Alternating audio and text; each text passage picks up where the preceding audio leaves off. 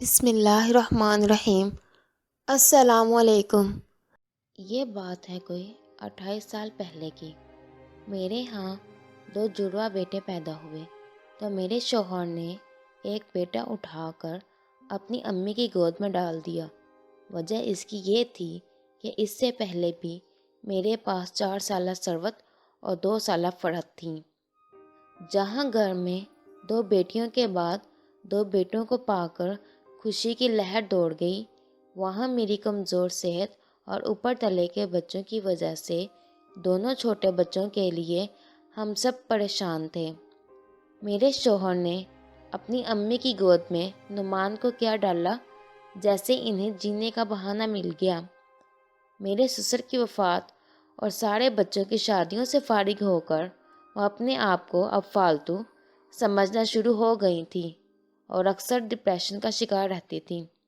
اب وہ دونوں بچوں کی مالش کرتی، دونوں کو نہلاتی اور کپڑے بدلوا کر سلیمان کو میرے سپرد کر دیتی تھی۔ نعمان کو اپنے ساتھ اپنے کمرے میں لے جاتی تھی۔ 6 ماہ کے بعد نعمان نے خود ہی میرے دودھ سے منہ موڑ لیا تو اب وہ سارا ٹائم اپنی دادی کے ساتھ ہی رہتا۔ میں بہو ہونے کے ساتھ ساتھ ساس امی کی بھانجی بھی تھی۔ وہ فطرتاً صلح جو اور امن پسند خاتون تھی۔ ہمارے آپس کے معاملات بڑے ہموار چل لے، لیکن اوپر تلے کے بچوں نے مجھے چڑچڑا اور غصیلا بنا دیا تھا۔ میں بمشکل سارے دن میں گھرداری سمیٹتی اور رات کو بڑی بیٹی کو اسکول کا پڑھاتی۔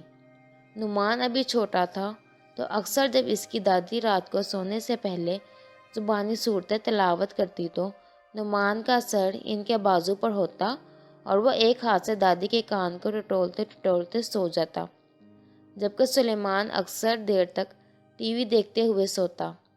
وقت جلدی ہی گزرتا چلا گیا۔ دونوں لڑکے بھی اسکول جانا شروع ہو چکے تھے۔ خالہ ساس اب اکثر رات میں نعمان کو انبیاء کرام کی زندگی کے واقعات سنایا کرتی تھی، کبھی اپنی زندگی یا اس کے اپنے بابا کے بچپن کی باتیں سنتی۔ نعمان بہت دھیمی طبیعت کا ثابت ہو رہا تھا، لیکن اس کے ساتھ ساتھ پڑھائی میں بھی بہت زیادہ تیز نہیں تھا، جو کہ سلیمان کو میں خود اسکول کا پڑھاتی اور وہ بہت جلدی پڑھنا لکھنا سیکھ رہا تھا۔ وقت کے ساتھ ساتھ خالہ ساس کی صحت کمزور ہوتی چلی گئی، جبکہ گھر کے مالی حالات اچھے ہوتے چلے گئے۔ میں بچوں کی تعلیم کے معاملے میں حد سے زیادہ حساس تھی۔ اب میرا زیادہ وقت بچوں کو پڑھانے میں مصروف ہوتا، لیکن نعمان میری بجائے اپنی دادی سے پڑھتا تھا۔ اس کی دادی سیدھے سادے زمانے کی انڈر بھی ایک خاتون تھی، جبکہ میں نے فزکس میں BS کیا ہوا تھا۔ 5ویں جماعت تک دادی نے اسے اردو، انگریزی، معاشرتی علوم اور جنرل سائنس میں طاق کر دیا، لیکن الجبرا، جیومیٹری، حساب وغیرہ میں نعمان کافی کمزور رہ گیا۔ میری اپنی ساس کے ساتھ کبھی اختلافات نہیں رہے تھے، لیکن اب نعمان کی تعلیم کی وجہ سے مجھے ان سے کچھ چڑ ہوتی جا رہی تھی۔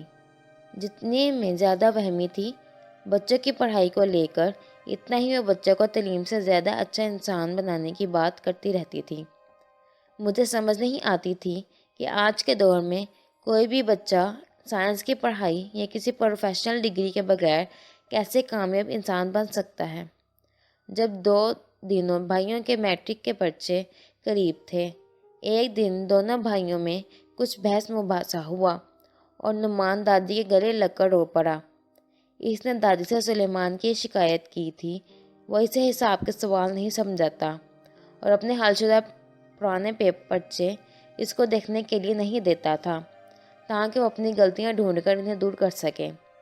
جب میں نے سلیمان کو سمجھایا کہ بھائی کی مدد کیوں نہیں کرتے، تو اس نے جواب دیا کہ میں اپنی کلاس میں کسی کو بھی اپنی کاپیاں یا حل شدہ پرچے نہیں دیکھنے دیتا۔ میں نے بڑی محنت سے اپنا کام کیا ہوتا ہے، یہ بھی اپنا کام محنت سے خود کرے اور مجھ سے کوئی امید نہ رکھے۔ تب بچے چھوٹے ہی تھے، اسی لیے میں نے زیادہ نوٹس نہیں لیا۔ سلیمان انتہائی محنتی اور ایک نمبر کے لیے حریص اور کسی حد تک خود غرض ہوتا تھا اور مجھے اس پر فخر ہوتا تھا۔ FSC کے بعد سلیمان انجینئرنگ یونیورسٹی میں چلا گیا، جبکہ نعمان کے نمبر کم تھے تو اس نے سادہ پولیٹیکل سائنس میں گریجویشن کر لی۔ میری دونوں بیٹیاں بھی پڑھائی میں اچھی تھیں۔ ان کی شادیاں تعلیم ختم ہوتے ساتھ ہی کر دی تھی۔ مالی طور پر اب ہم بہتر پوزیشن میں آ چکے تھے۔ سلیمان ہمیشہ ہمارا قابل فخر بیٹا رہا، جبکہ نعمان پڑھائی میں نہایت اوسط درجے کا طالب علم تھا۔ انہی دنوں خالہ ساس کو فالج کا اٹیک ہو گیا۔ اب میری صحت بھی اچھی نہیں تھی، لیکن نعمان نے میرا ساتھ بیٹیوں سے بڑھ کر دیا۔ ہر روز صبح دادی کا منہ ہاتھ دھلوا کر انہیں ناشتہ کروانا اور ایکسرسائز کروانا اس نے اپنی ذمہ لیا ہوا تھا۔ دن کو میں خود انہیں دیکھتی، رات کا کھانا نعمان دادی کو خود کھلاتا اور پھر انہیں دن بھر کی رودات سناتا۔ اس کے معمول میں شامل تھا سیدھی سادی باتوں کو مذاق کا تڑکا لگا کر۔ جب وہ دادی کو قصے سنا رہا ہوتا تو اس کی دادی کے ساتھ ساتھ ہم بھی اپنے کمرے میں اس کی آوازیں سن کر بے ساختہ ہنس پڑتے۔ خالہ ساس کی میں نے، میرے شوہر نے اور نعمان نے بہت خدمت کی۔ 1 سال کے اندر اندر وہ چل بسی۔ وقت کچھ اور آگے سرکا۔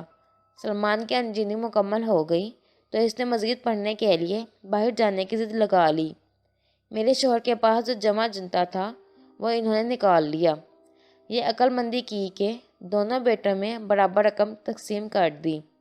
سلیمان جلد ہی پڑھنے کے لیے امریکہ سدھار گیا۔ وہیں اس نے کچھ عرصہ پہلے اپنی پسند کی انگریز لڑکی کا ہمیں بتایا اور اب اس کی شادی کو 3 سال ہو چکے ہیں۔ اللہ نے انہیں اپنی رحمت سے نوازا ہے۔ اب اس کا فیصلہ یہ ہے کہ ہم نے ادھر ہی رہنا ہے، اور میں یہ سوچ کر پریشان ہوتی ہوں کہ آنے والی نسل کا کیا بنے گا۔ نعمان، جو زندگی کسی دور میں قابل فخر نہیں رہا، نہ ہی لوگوں نے اسے کبھی اپنے بچوں کے سامنے ایک مثال کے طور پر پیش کیا، اس نے اپنے والد صاحب سے ملی ہوئی رقم کے ساتھ چھوٹا سارا اسپیئر پارٹس کا کام شروع کیا، جو کہ دیکھتے ہی دیکھتے چل نکلا۔ اللہ نے اس کا ہاتھ پکڑ لیا ہے اور اس کا کام دن دگنی رات چگنی ترقی کر رہا ہے۔ اس کے 1 سے زیادہ کام ہیں اور ہر جگہ پر کامیابی اس کے قدم چوم رہی ہے۔ آج اس کا کام پاکستان سے باہر تک پھیلا ہوا ہے۔ جب وہ اپنے کاروبار کے سلسلے میں پاکستان سے باہر جاتا ہے تو وہاں بات چیت کے لیے ایک ترجمان اس کے ساتھ ساتھ ہوتا ہے۔ اس کی شادی میں نے اپنی نند کی بیٹی سے کی ہے، اور وہ بھی اللہ کی نیک بندی ہے، جس کے پاس بے تحاشا مال و دولت ہے، لیکن وہ ایک بڑی متوازن زندگی گزار رہی ہے، جس میں اچھا لباس، اچھا کھانا پینا، اس کا اپنا حلقہ احباب، ملازمین سے محبت، عاجزی اور غریب پروری شامل ہے۔ بچوں کو بزرگوں کی دعائیں اور ان کی معصوم سماعتوں میں راتوں کی تلاوت کبھی ضائع نہیں جاتی۔ آج میں سوچتی ہوں کہ زیادہ ڈگریوں سے اور زیادہ قابلیت سے، یا زیادہ اچھی تربیت سے اور زیادہ اچھے انسان سے، میں نے کسی سے کچھ کھویا، میں نے کسی سے پایا۔ اگر آپ کو میری یہ کہانی اچھی لگی ہو تو ویڈیو کو لائک کریں اور اپنے دوستوں کے ساتھ شیئر کریں، اور چینل کو سبسکرائب کر کے بیل نوٹیفیکیشن کو آن کر لیں۔ اللہ حافظ۔